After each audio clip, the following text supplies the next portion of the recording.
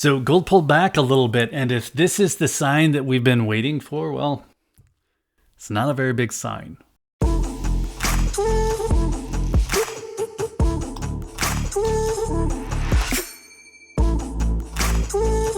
So we're seeing a little bit of a price pullback today. It's probably just a matter of profit taking, maybe a little bit of a rebound of the dollar.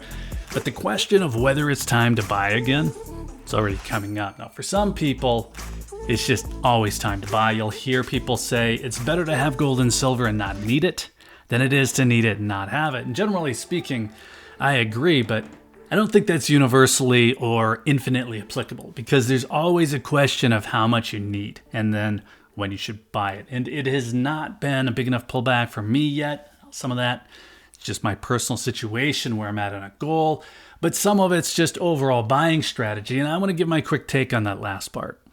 There's a saying that I like better than it's better to have something and not need it than to need it and not have it.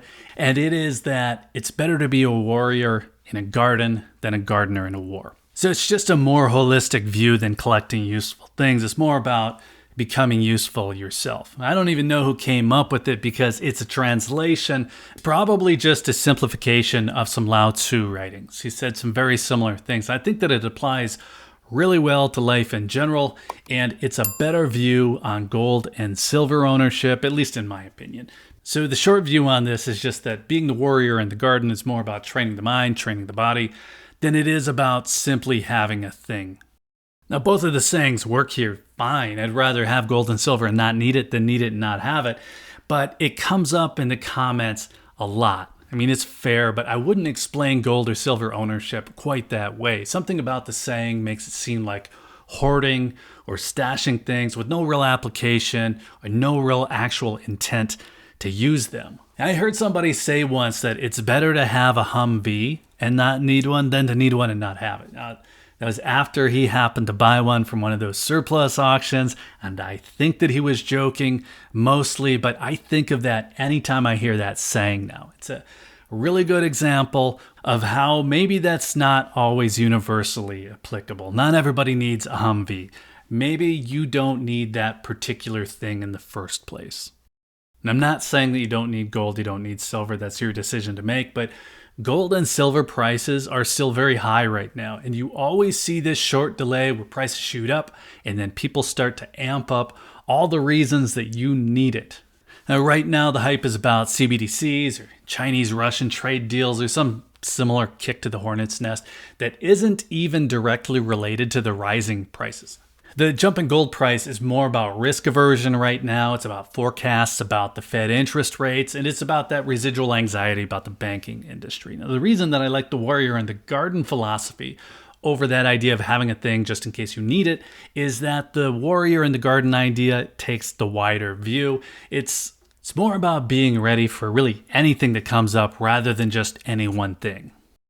Now, if you were to look further into Lao Tzu's philosophy, it's also about discipline, it's about control, it's about patience, but not putting things off. One of his most famous lines is, "A journey of 1,000 miles begins with a single step." He also wrote, "Be patient. Once the mud settles, the water is clear." And that's one of my personal favorites. If you put those two ideas together, you apply that to gold or silver ownership, I think that it would be pretty good instruction to not go overboard. But also not to bail on the idea altogether, because over those 1,000 miles, some of those steps, they're going to be easier than others. I personally try to make up time on the downhill steps. Maybe I'm taking this analogy too far, but I don't get too caught up if I bought a coin at a higher price, because I know that my average cost is what's important, and because I'm adjusting my pace, slowing down on the higher prices, speeding up on the lower prices, well, I can keep it reasonable over time.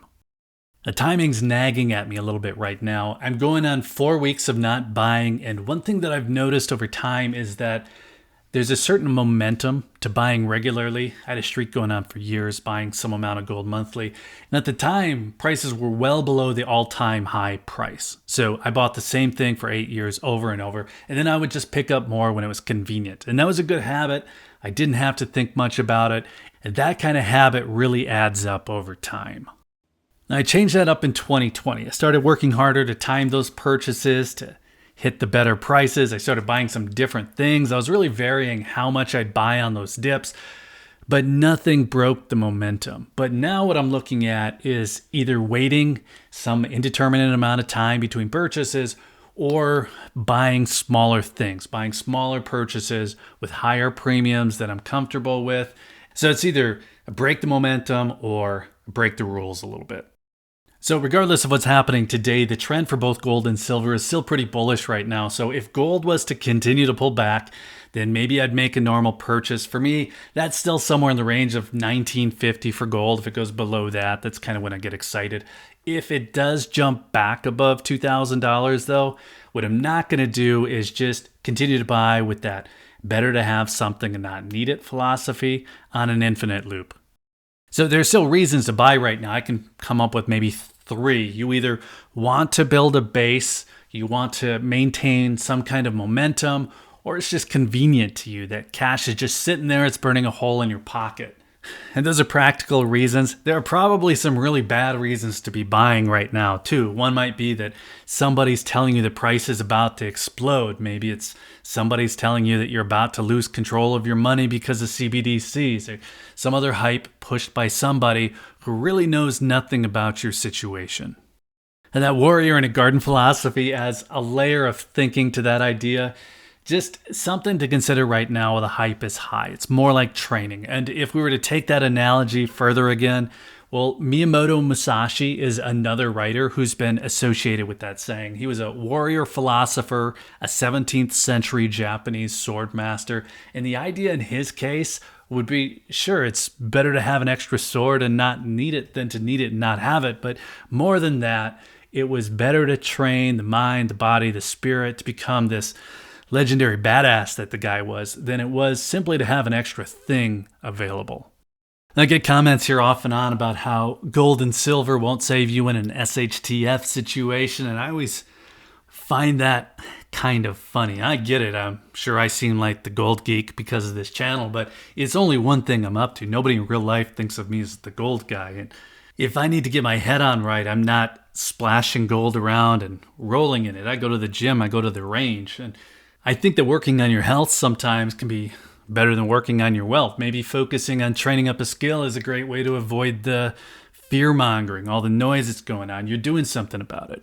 Now, I wonder if a precious metals channel has ever recommended getting to the gym or working on your health in whatever way you can. Well, if not, here it is. Do that. This feels like it's coming out of left field, but take that step. It's definitely another way to manage your stress if things were to go south. Now, the holistic view here is just get some gold or some silver or whatever it is that you want, but do it on your terms. Don't go nuts if it doesn't make sense. And then here's an idea. If your favorite YouTuber has you fired up, well, maybe just focus on other things. Maybe it's the gym or the cage or the track, the pool, whatever. Might not be the worst idea in the world. There's always more to work on. So let us know what you think. Are you buying at these prices or are you still holding out? I've mentioned 1950 a few times. I added a poll, and with 8,500 votes in so far, 63% of the people were expecting $2,075, that's a new all-time high, to come before seeing gold fall back to 1950. So my hope isn't on the popular side of that vote. But let us know what you think. And then while you're there, be sure to hit the like button if you found any of this interesting. Be sure you're subscribed with notifications turned on if you'd like to see more on the topic. And if you're still here, thanks again for watching. I always appreciate your time.